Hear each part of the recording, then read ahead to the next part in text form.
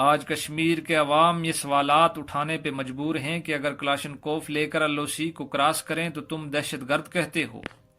Kalashnikov کے بغیر LOC پہ جائیں تو تم بیوقوف کہتے ہو، تم سے کشمیر کو آزاد کروانے کی بات کریں تو کہتے ہو کہ کشمیریوں کی جنگ ہے،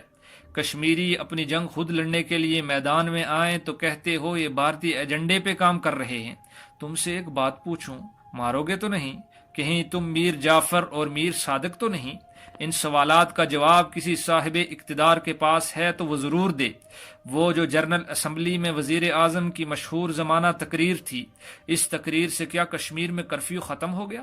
کیا بدماش نریندر مودی نے مقبوضہ کشمیر کی خصوصی حیثیت کو بحال کر دیا؟ کیا مقبوضہ کشمیر کے مسلمانوں پہ بھارتی مظالم میں رتی بھر کمی آئی؟ اگر نہیں تو پھر جنرل اسمبلی کی اس تقریر کو کسی بڑے مرتبان میں ڈال کر اس کا اچار بنا لیا جائے اور اس تقریر کا وہ اچار وفاقی اور صوبائی وزراء کی فوج ظفر موج میں تقسیم کر دیا جائے تاکہ ان کے ہاضمے درست ہو سکیں۔ تقریر کا ڈول پیٹنے والے حکمران کیا اس بات سے بے خبر ہیں کہ گزشتہ 8 دنوں سے کنٹرول لائن سے صرف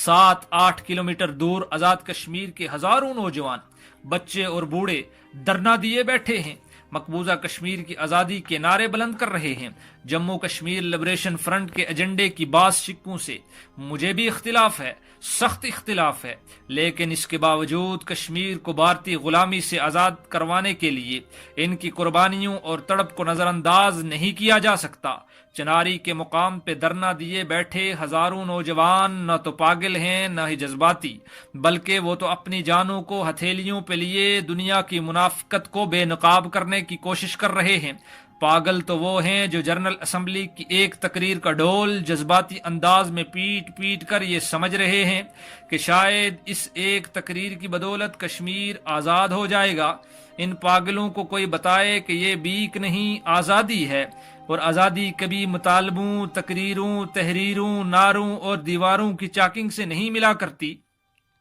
آزادی حاصل کرنے کے لیے آگ اور خون کے سمندر عبور کرنا پڑتے ہیں۔ آزاد کشمیر کے باسیوں کی رشتہ داریاں مقبوضہ کشمیر والوں کے ساتھ قائم ہیں۔ ایک بھائی اگر ادھر ہے تو دوسرا ادھر، بھتیجا اگر ادھر ہے تو چچا ادھر، بیٹا اگر ادھر ہے تو ماں دوسری طرف رہتی ہے۔ اس لیے اسلام آباد والوں کی طرح وہ پرسکون کیسے رہ سکتے ہیں؟ اسلام آباد میں بیٹھ کے چناری میں دھرنا دیے بیٹھے ہوں کو یہ مشورہ دینا بڑا آسان ہے کہ LOC کو روندنے کی کوشش کی گئی تو بھارتی فوج ہجوم پہ گولیاں چلا دے گی، بالکل چلا دے گی، لیکن اس کا اسلام آباد والوں کو ادراک ہے تو چناری والوں کو بھی اس کا خوب ادراک ہے، لیکن پھر کیا جائے؟ بھارتی گولیوں کے خوف سے رضائیاں اوڑھ کے سو جائے، ہاتھوں میں چوڑیاں اور پاؤں میں گھنگرو باندھ کر ڈول کی تھاپ پہ رقص کیا جائے؟ آپ نے عالمی برادری کی منتیں کر کے دیکھ لی، جنرل اسمبلی میں دھواں دار تقریر کر کے بھی واہ واہ کروا لی، دنیا بھر کے سفارت خانوں کو بھی متحرک کر کے دیکھ لیا،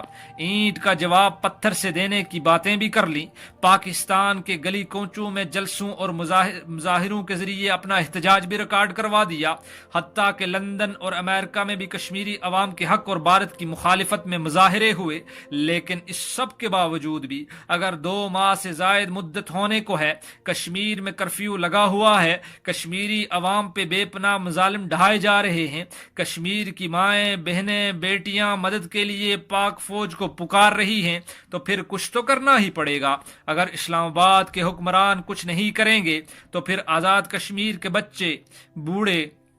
اور جوان کچھ نہ کر سکے تو LOC پہ آزادی کے نعرے لگا کر بھارت کی گولیوں کو سینوں پہ تو ضرور کھا لیں گے۔ ایسی زندگی سے موت بہتر ہے جس زندگی میں مائیں مدد کی منتظر رہیں، بہنیں مدد کے لیے پکارتی رہیں اور بیٹے عیش و عشرت میں مصروف رہیں، بھائی گلچھرے اڑاتے رہیں۔ یہ ہے وہ سوچ جس سوچ کے تحت آزاد کشمیر کے ہزاروں جوان LOC سے چند کلومیٹر دور چناری کے مقام پر گزشتہ 8 دنوں سے دھرنا دیے بیٹھے ہیں۔ یقیناً اس طرح سے LOC کو روندنے کی کوشش خون کی ندیاں بہانے کا موجد بنے گی، لیکن $1 ملین کا پھر سوال وہی ہے کہ آخر کیا جائے کہ خون کا ایک قطرہ بہائے بغیر کشمیر آزاد ہو جائے۔ میں یہ نہیں کہتا کہ جہاد و قتال کی مقدس عبادت کے فریضے کو سر انجام دینے کی کوشش کی جائے، کیونکہ میں جانتا ہوں کہ جہاد و قتال کی بات لکھنے سے اور کہنے سے صرف قادیانی ملعونوں ہی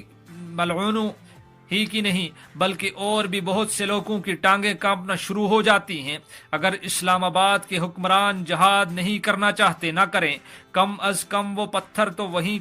کہیں پھینک دیں جو انہوں نے بھارتی اینٹ کا جواب دینے کے لیے جمع کر رکھے ہیں۔ ہم جیسے طالب علموں کا کام تو غلطیوں کی نشاندہی کرنا ہے، چاہے وہ حکومت وقت کی غلطی ہو یا چناری میں دھرنا دیے بیٹھے کشمیری نوجوانوں کی غلطی ہو، کیونکہ میرا تاثر یہ ہے کہ حکومت ہو یا چناری میں دھرنا دینے والے جموں کشمیر لبریشن فرنٹ دونوں جہاد کے بغیر کشمیر فتح کرنے کے خواب دیکھ رہے ہیں۔ میں قادیانیوں کی فکری بیماریوں کو نکال کر حکومت کے ترجمانوں اور JKLF کے قائدین سے پوچھنا چاہتا ہوں کہ موجودہ آزاد کشمیر کو بھارت کے خون آلود منہ سے چھیننے کے لیے جلسے کیے گئے تھے، جلوس نکالے گئے تھے یا پھر مذاکرات کیے گئے تھے؟ اگر نہیں اور یقیناً نہیں تو پھر اکتوبر 2019 میں یہ کیسے ممکن ہے کہ مقبوضہ کشمیر تقریروں، تحریروں، نعروں، LOC پہ دھرنا دیے جانے کے بعد اینٹ کا جواب پتھر سے دینے کے خالی خولی دعووں کے زور پر آزاد ہو جائے گا؟ جس طرح 70 سال قبل جہاد کی طاقت سے خطہ آزاد کشمیر کو آزادی ملی تھی، بالکل اسی طرح مقبوضہ کشمیر کو عملی جہاد ہی کے ذریعے آزاد کروانے کی کوشش کی جائے تو آزاد کشمیر کی طرح مقبوضہ کشمیر بھی آزاد ہو کر رہے گا۔ وما توفیقی الا باللہ۔